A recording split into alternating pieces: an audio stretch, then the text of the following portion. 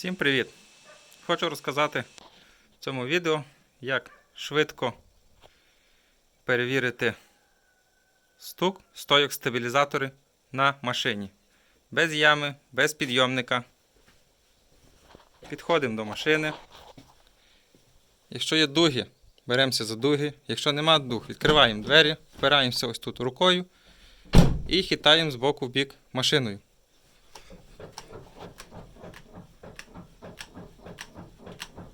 Чуємо специфічний стук.